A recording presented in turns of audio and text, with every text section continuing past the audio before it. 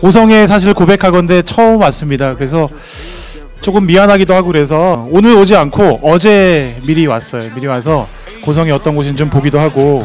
근데 여러분들 보니까 좀 되게 순수해 보여요. 여러분들 스스로 순수하다고 생각하나요? 아, 진짜요? 밖에 아까 한 1시간 전에 2시간 전에 도착해서 여러분들 보니까 화장실에서 뭐 출첵 얘기하는 친구도 있었고, 그리고 밖에서 달팽이 얘기하는 남학생들이 있더라고요. 달팽이 봤냐 뭐 이렇게 물어보면서 여학생들 중에는 이렇게 막 가위바위보면서 게임하는 그런 친구도 있었고요. 보면서 학생답다, 되게 참 즐거워 보인다 이런 생각이 들었습니다. 선생님 EBS 강사를 11년째 하고 있는데요. 화면이 여기 예. 왜요? 뭐 때문에 그래? 사진? 프로필? 사진이 실물과 많이 다르죠? 네. 예전에 선생님이 강의를 하는데 선생님이 EBS 강의 됐을 때, 강사가 됐을 때 제일 좋아했던 분은 선생님 부모님이셨어요. 제가 EBS 강의를 지금은 경제를 하고 있는데 사회문화를 한참 했을 때 우리 수강생들이 선생님 강의를 보고 자신의 블로그에 선생님 그 사진을 딱 보더니 외모는 살짝 배용준 닮으신 듯 이렇게 올린 거예요. 여러분 배용준 알아요 혹시? 근데 선생님 인정하지 않는데, 근데 그렇게 올려놔서 선생님이 어머니한테 그런 말씀을 드렸어요. 어머니, 저기 애들이 저 배용준 닮았대요 이렇게 얘기하니까 저희 어머니가 뭐라고 하셨냐면 갑자기 인상을 확 바꾸시더니 뭐라고 했을까요? 야, 인물은 네가 낫지 이렇게 말씀하시더라고요. 부모님 마음이 다 그러신 것 같아요. 여러분들 부모님도 마치 여러분들 보실 때 여러분들이 송중기나 또는 송혜교나 이런 사람처럼 보이지 않을까 그런 생각이 듭니다. 그 선생님 그 프로필을 보면 되게 꽃길만 걸어온 사람처럼 보이지만 실은 그렇지는 않습니다. 저 안에는 수많은 좌절과 그리고 방황, 고뇌 이런 시간들이 있었어요. 선생님이 오늘 고성에 와서 여러분들한테 어떤 얘기를 해줄까를 고민을 많이 했는데 평소에 잘 하지 않는 선생님이 되게 힘들었던 시기에 이야기를 좀 해주는 게 여러분들한테 도움이 되지 않을까 그런 생각이 들었습니다. 제가 EBS 강사가 한 번에 된 게 아닙니다. 3번을 지원했고요. 2번을 떨어진 다음에 3번째에 강사가 됐습니다. 근데 여러분 첫 번째, 2번째가 실패라고 할 수 있을까요? 경험이었다고 생각해요. 저는 잘 안 됐던 경험. 여러분들 시험 보면 망했어 이런 얘기 하는데 그것 또한 경험이죠. 여러분들 나중에 수능 때 잘 보면 되는 거고요. 여러분들 목표한 대학은 나중에 결과가 된다는 점 잊지 않았으면 좋겠습니다. 사실 선생님은 12년 동안 교사를 했는데요. 작년에 학교를 그만뒀습니다. 그만둔 게 학교가 싫어서가 아니라 학교는 너무 즐거운 공간이었고 우리 학생들하고 잘 지내는데, 근데 조금 더 지나면 지금보다 더 재밌을 것 같지는 않았어요. 선생님 개인적으로. 그래서 4년 전에 선생님이 저 밑에 있는 행복한 사춘기는 가능하다라는 책을 우리 학생들과 써서 출판을 했는데 우리 학생들의 성장기에 대한 이야기였어요. 그러니까 제가 보기에 참 되게 멋진 아이들이 어떻게 컸는가를 제가 소개하는 그런 책이었는데 그 책을 내면서 나중에는 책을 만들어서 우리 학생들을 만나면 어떨까라는 생각이 들어서 지금은 책을 통해서 여러분들의 이야기를 좀 하고 싶은 그런 마음입니다. 저기 영어로 된 거 좀 보이나요, 여러분? You don't have to see the whole staircase, just take the first step 이렇게 돼 있는데 take the first step, 첫 번째 발을 내딛자, 이게 중요한 포인트입니다. 근데 선생님이 저 이야기를 왜 썼냐면 선생님이 고등학교 때 얘기를 잠깐 할게요. 선생님은 남들이 부러워하는 그런 대학, 선생님도 되게 자랑스러워하는 그런 대학을 나왔습니다. 근데 고3 때 되게 힘들었어요. 여러분들 고3이죠. 힘들 텐데 고3 때 많이 힘들었습니다. 고등학교 들어가기 전에 고등학교 중3부터 굉장히 공부를 열심히 했는데요. 중3, 고등학교 1학년, 고등학교 3년 동안 아마도 전국에 있는 수험생 중에 선생님이 제일 열심히 했을 것 같아요. 진짜 공부를 너무너무 열심히 했어요. 학교에서도 되게 좋아해 주셨고요. 그리고 무엇보다 부모님이 자랑스러워해 주셨습니다. 아까 장학사님께서 그런 말씀하시더라고요. 혹시나 여러분들 주변에 여러분들 도와주는 분들이 있으면 그분들 생각하면 조금 더 나을 것이다 이렇게 얘기했는데, 저는 공부를 열심히 했던 이유는 부모님한테 잘 보이고 싶어서, 되게 힘들게 고생하시는 부모님한테 자랑스러운 아들이고 싶어서. 그래서 시험을 보고 나면 와서 부모님한테 엄마, 아빠, 제가 이렇게 시험 잘 봤어요 라고 얘기하는 게 굉장히 큰 낙이었어요. 굉장히 기뻤습니다. 선생님 아버님은 지금은 안 계시지만 아버님이 양복 만드는 일 알죠 여러분? 양복 만드는 일을 하셨는데, 선생님이 고등학교 1학년 때 전교 1등을 처음 했을 때 아버님이 너무 좋아하셨어요. 어머님도 물론 좋아하셨고요. 그때 부모님이 좋아하시는 모습을 보면서 나 또한 굉장히 좋았습니다.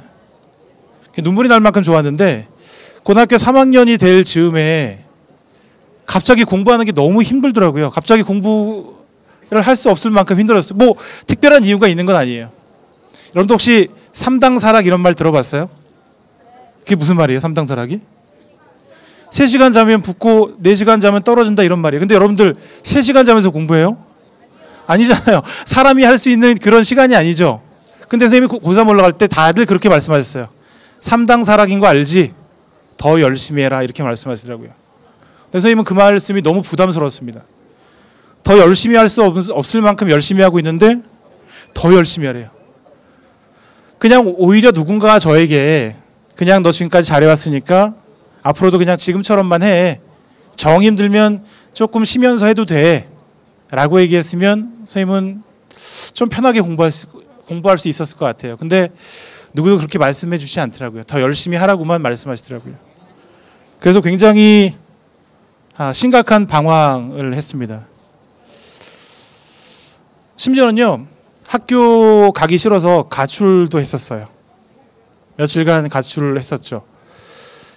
그리고 학교에 돌아왔는데 학교 이전처럼 공부를 하기가 힘들더라고요. 공부가 너무 두려웠어요. 예전에는 그냥 아무렇지 않게 매일 열심히 공부했었는데 이제는 공부하기 너무 힘들더라고요. 그래서 처음에는 맨 앞에 앉아서 공부했는데 서서히 뒤로 가면서 공부하는 좀 멀리 지내는 그런 학생이었습니다.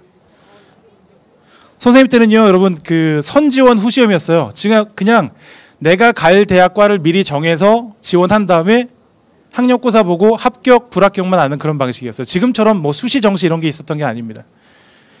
그래서 지원하고 아주 운 좋게 고등학교 2학년 때까지 공부한 걸로 합격을 했는데 그런 생각이 들더라고요. 고3 때 너무 열심히 하지 못해서 후회가 되니까 다시 좀 열심히 해볼까? 라는 생각이 들긴 했었어요. 근데 자신은 없었고, 대학에 가보니까 저는 고3 때 어떤 생각이 들었냐면 세상은 정말 모순투성이고 되게 어둡고 힘들고 그런 일만 있다고 생각했는데 대학에 가보니까 대학은 너무 즐거운 곳이었어요. 그래서 선생님이 심각한 고3병을 앓았다고 생각했는데 지나고 보니까 별게 아니었던 것 같아요. 물론 그때는 굉장히 힘들었어요. 막 맨날 어두운 시나 쓰고 그랬는데 시간이 지나 보니까 그냥 성장하는 과정이었고 그냥 공부가 하기 너무 힘들었던 그런 시기였던 것 같아요. 혹시나 지금 여러분들이 공부하기 너무 힘들다면 조금 그냥 평소보다 30분 좀 덜 공부해도 공부를 놓치는 마세요. 선생님이 그 이야기를 하고 싶었습니다. 1%의 가능성만 있다면 후회하지 않을 만큼 최선을 다하자. 여러분들 시간이 지나면 아마 지금 고3인데 공부를 좀 마음만큼 열심히 못한다라고 한다면 시간이 지나면 아마 후회할 거예요. 근데 여러분 공부를 열심히 하면요 힘들어요. 뭐가 힘들까요? 공부를 열심히 하면 몸이 힘들어요. 근데 공부를 열심히 하지 않으면요 마음이 힘들어요. 고3인데 공부를 안 하니까 마냥 즐겁지만은 않아요. 내가 TV를 보고 있어도 마냥 즐겁지만은 않아요. 심지어는 고3 때 보는 TV는 평소에 관심도 없던 시사 프로그램도 너무 재밌어요. 그렇지 않아요, 여러분? TV 틀면 한 7시간, 8시간은 무난하게 볼 수 있어요. 공부는 2시간, 3시간도 힘들지만 TV는 7시간, 8시간 아주 편안하게 볼 수 있어요. 근데 여러분, 그렇게 논다고 해서, 그렇게 시간을 보낸다고 해서 편하지는 않아요. 마음이 굉장히 불편하죠. 1%의 가능성만 있다면 여러분들 마지막까지 좀 최선을 다해주기 바랍니다. 자, 근데 여러분 중요한 거는 앞으로 그럼 어떻게 공부할 것이냐, 공부하려고 한다면 어떻게 공부할 것이냐 이 생각을 해야 될 거 아니에요, 그죠? 자, 근데 여러분 아까 우리 장학사님께서 한참 열띠게 말씀해 주셨는데 공부를 할 때 일단은 내가 수시에 가까운가 정시에 가까운가 생각을 해봐야 돼요. 그냥 막연하게 그냥 열심히 하면 되겠지 이렇게 생각하지 말고 나는 수시형인가 정시형인가. 아까 보니까 농어촌 전형도 말씀하시고 교과 전형도 말씀하시고 하셨는데 나는 수시에 적합한가 정시에 적합한가 이 생각을 좀 해주기 바래요. 근데 여러분 수시나 정시에 적합한 학생만 있나요? 어떤 학생이 있어요? 섞인 거요? 아, 그 양쪽이 다 괜찮아요? 둘 다 아닌 경우가 있겠죠, 그렇죠? 둘 다 아닌 학생이 있을 거예요. 또는 어느 쪽도 아닌가 고민을 좀 해봐야 됩니다. 근데 여러분 아까 굉장히 정학사님이 좋은 말씀을 해주셨는데 답이 있어요. 전형을 잘 보면 답이 있습니다. 한번 볼까요? 일단은 수시 쪽에 적합한 학생들은 공부를 할 때 일단 내신이 중심이기 때문에 여러분들이 무조건 뭐 EBS 교재를 봐라 이런 거보다는 가장 중요한 것은 학교 선생님께서 다루시는 내용이에요. 그래서 뭐 교과서건 프린트이건 또는 뭐 수능 특강 교재이건 이런 걸 중심으로 공부하고 기출문제를 풀어보면 됩니다. 가장 중요한 건 학교 선생님께서 다루시는 과제물이나 프린트나 이런 게 가장 중요하다 이렇게 볼 수 있을 것 같아요. 반면에 정시 중심이다 이런 학생들은 일단 기본적으로 개념 강좌나 수능 특강 강좌를 듣고 나서 기출의 미래나 수능 완성을 공부하면 되겠는데 근데 사실 여러분 여기에 교재가 몇 개 있어요? 개념, 수능 특강, 기출의 미래, 수완 4개나 있잖아요. 그죠? 이걸 다 공부하기는 힘들어요, 여러분. 어떤 거 하나만이라도 확실하게 공부하면 됩니다. 제일 중요한 책은 뭘까요? 개념. 네, 개념 중요하죠. 근데 개념을 잡는 데 가장 중요하지만 개념이 수능 연계 교재는 아니죠. 수능 특강을 중심으로 공부하면 되겠습니다. 근데 조금 더 깊이 있게 공부하고자 하는 학생들은 기출의 미래나 수능 완성을 같이 겸비해서 공부를 해주면 좋을 것 같아요. 문제는 양쪽 어디에도 해당하지 않는 학생들이 있을 수 있어요. 그죠? 장학사님께서 되게 힘주어서 말씀하셨는데 여러분들 담임선생님이 가장 전문가이다 이렇게 볼 수 있습니다. 담임선생님과 상담을 통해서 내가 갈 수 있는 대학을 먼저 파악한 다음에 거기에 맞춰서 전략 과목을 선정해서 공부하면 되겠습니다. 대학별로요.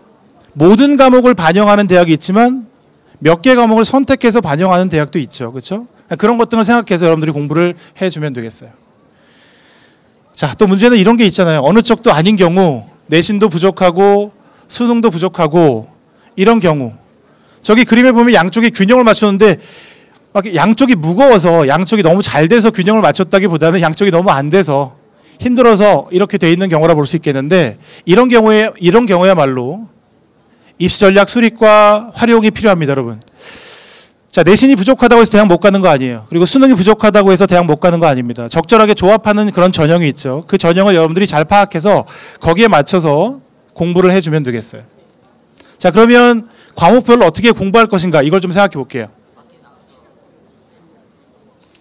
자, 국어 먼저 보겠습니다. 선생님이 국어 선생님은 아닌데 선생님은 EBS 사회문화나 경제를 강의하고 있는데 국어 과목을 먼저 볼게요. 2월까지, 3월부터 6월까지, 7월부터 9월까지, 10월부터 수능까지. 근데 여러분, 이건 되게 이상적인 이야기예요.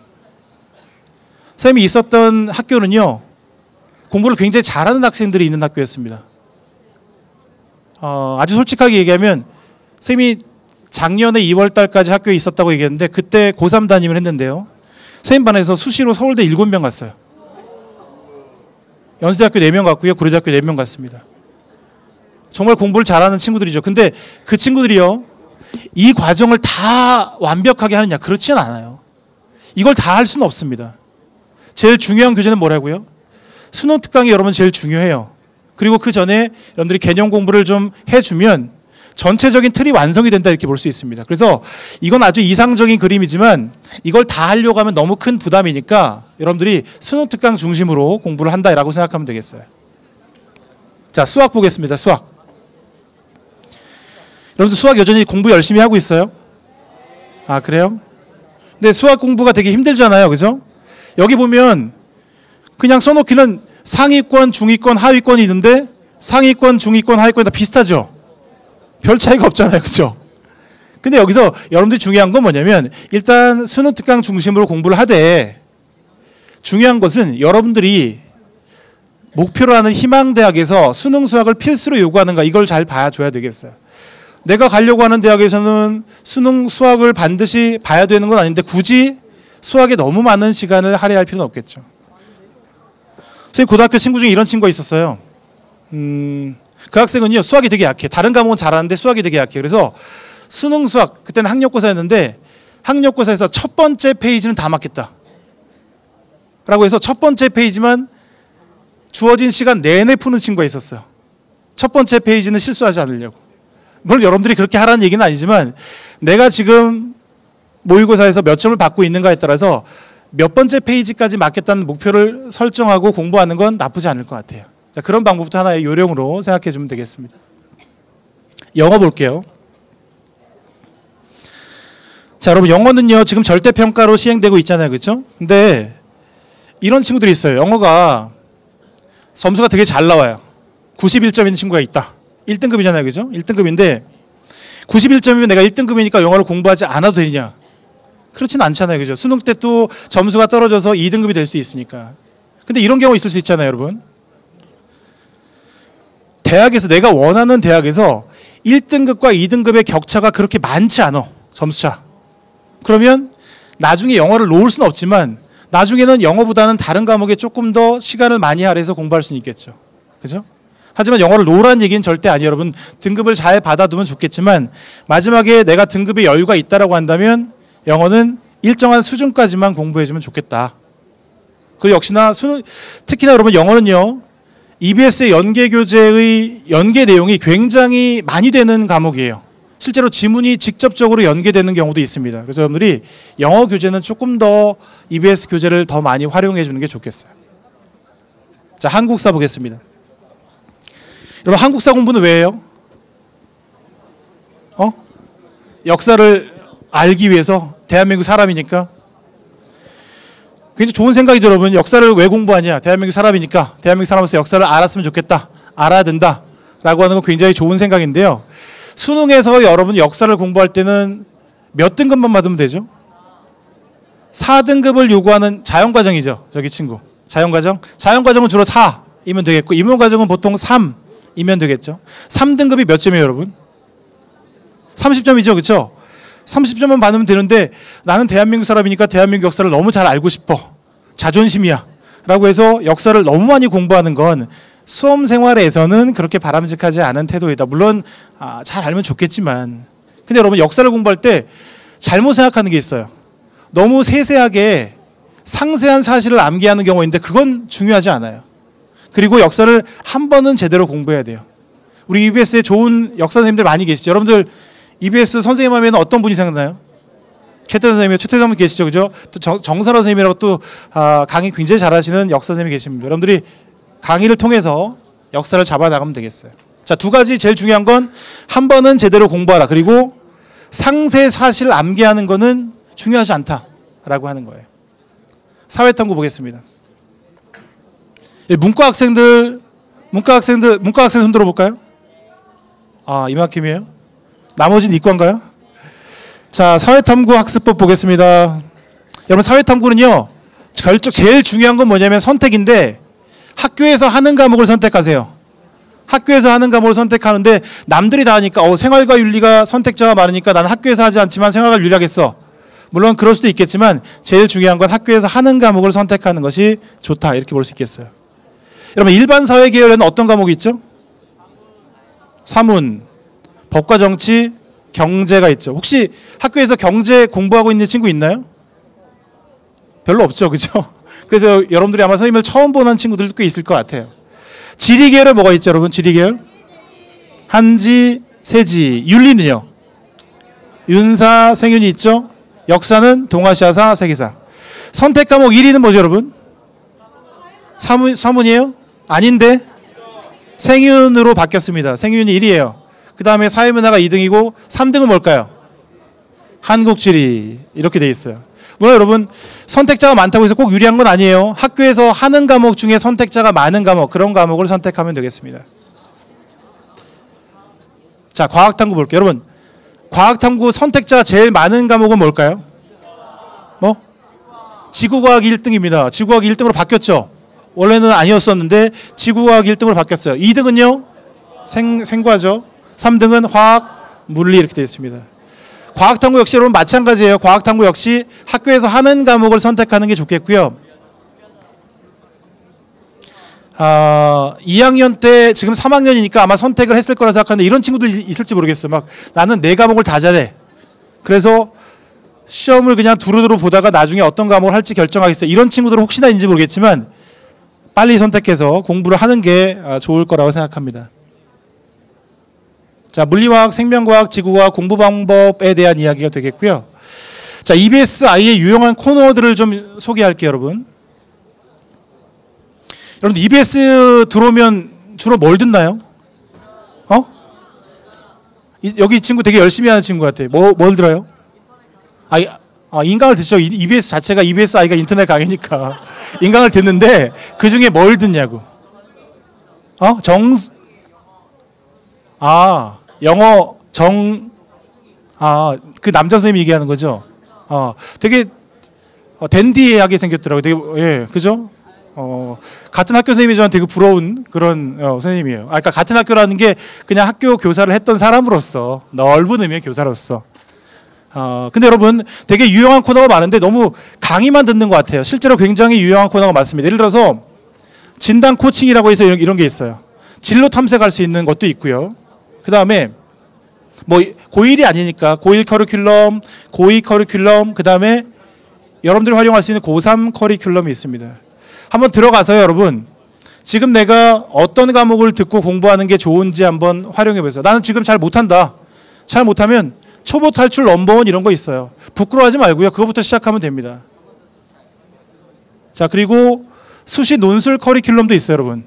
내가 수시로 갈 것이다. 논술 강의 들을 것이다. 이런 친구들은 이 강좌를 들어주면 되겠습니다. 그리고 여기에 보면요. 자기소개서 쓰는 팁도 있고요. 그리고 면접에 대한 이야기도 있습니다. 여러분 이제 1학기 끝날 시점에 보면 자기소개서를 써야 되는데 고민 많죠? 자기소개를 어떻게 쓸 것인가? 첫 문장이 제일 힘들어요. 첫 문장을 어떻게 써야 될지 너무 고민되는데 선생님도 고3 담임할 때 자기소개서 관련해서 상담을 5번씩 했는데 너무들 힘들어요. 그리고 선생님이 이렇게 써봐라고 해서 그것이 나오지 않아요. 미리미리 생각을 해봐야 되는데 그냥 여러분들이 혼자 하려고 하지 말고요. 이런 강의를 들어보세요. 그러면 어떻게 풀어가야 되는지, 대학에서는 어떤 학생들을 좋아하는지 그런 것들을 알게 될 겁니다. 자, 수시대비에서 학생부 종합전형 안내, 뭐 논술 개념 특강, 뭐 적성고사 등의 굉장히 유용한 컨텐츠가 많이 있고요. 심지어 여러분 대입 상담실이 있어요. 대입 상담실 혹시 이용해 본 사람 있나요? 이용하면요 굉장히 빠른 시간 내에 답변이 오고요. 여러분들이 이러이러한 상황에 있는데 어떤 대학 어떤 전형이 좋겠습니까? 라고 물어보면 담임선생님도 물론 말씀해 주겠지만 또 다른 시각에서 또 답변이 있을 수 있으니까 적극적으로 활용하면 좋을 거라 생각합니다. 자, 입시에 관련된 여러 가지 정보 등도 역시 EBS에 잘 정리가 되어 있고요. 또 무엇보다 EBS 선생님들은요, 물론 학원 선생님도 계시지만 되게 따뜻한 선생님들이 많이 계신 것 같아요. 그래서 여러분들이 뭔가 도움을 구하고 자문을 구하면 따뜻하게 답변을 얻을 수 있을 거라 생각합니다. 여러분 혹시 죽은 시인의 사회라는 영화 압니까? 알아요? 봤어요? 이 배우의 이름이 뭔가요? 로빈 윌리엄스. 지금은 안 계신데 돌아가셨죠. 근데 이 영화에 까르페 디엠이라고 하는 말이 나와요. 들어봤어요, 여러분? 까르페 디엠. 까르페 디엠은 무슨 뜻일까요? 여기 학생 현재를 즐겨라. 네, 뭐 답변 맞습니다. 네, 설문입니다. 근데 여러분 현재를 즐기라는 게 그냥 현재 이 시간에 그냥 공부하지 말고 그냥 내가 지금 당장 하고 싶은 거 TV 보고 그런 의미는 아닐 거예요. 그렇죠? 때론 멀리 보려 하기보단 내가 살고 있는 오늘 하루만을 보며 살아라 이렇게 얘기했는데 매일매일 최선을 다하라는 그런 의미가 될 겁니다. 쌤이 최근에 봤던 소설 중에 이런 표현이 있습니다. 우리가 사는 세상은 자유이용권을 끊고 들어온 놀이동산이다. 여러분 놀이동산 가면 뭘 타죠? 놀이기구를 타죠. 당연히 놀이동산 가면 놀이기구를 타는 거죠. 자유이용권을 끊고 왔으니까 놀이기구를 타겠죠. 바이킹 같은 뭐 좀 뭔가 짜릿하고 사람들이 많이 기다리지만 하지만 기억에 남는 그런 걸 타죠. 대학도 비슷한 것 같아요. 선생님 볼 때는요. 대학에 가려고 많은 학생들이 줄을 서 있죠. 그죠? 근데 그만큼 많은 학생들이 서 있다는 건 그만큼 대학에 가는 일이 의미가 있기 때문에 그렇게 많은 학생들이 서 있을 거라고 생각합니다. 어차피 자유이용권 끊고 들어왔는데 여러분들 하고 싶은 거 다 하면서 그렇게 해보고요. 그리고 뭔가 기억에 남는 그런 삶을 살았으면 좋겠어요. 선생님 이 시간에 여기 와서 여러분들한테 공부를 더 열심히 해라 이렇게 얘기하기보단 멋있게 살아라 이 말을 하고 싶어요. 멋있게 사는 게 꼭 대학에 가는 것이냐? 꼭 그렇게 얘기할 수는 없겠지만 여러분들이 적어도 고3이라고 한다면 적어도 후회하지 않는 그런 시간을 보내면서 멋있게 사는 삶이 무엇인가 그런 생각을 좀 해봤으면 좋겠습니다. 여러분 짧은 시간이었지만 사실 선생님이 지난 봄에도 이쪽으로 여행을 왔었는데 통영에도 가고 남해에도 가고 진주에도 갔는데 고성에는 와보지 못했습니다. 그래서 고성에 대한 기억이 사실 없었는데 오늘 여러분들 보고 나서 돌아갈 때는 고성이란 곳이 선생님 마음속에 오랫동안 남아있게 될 것 같아요. 여러분 멋지게 살기 바라고요. 그리고 후회하지 않는 그런 수험생활 하기 바랍니다. 감사합니다.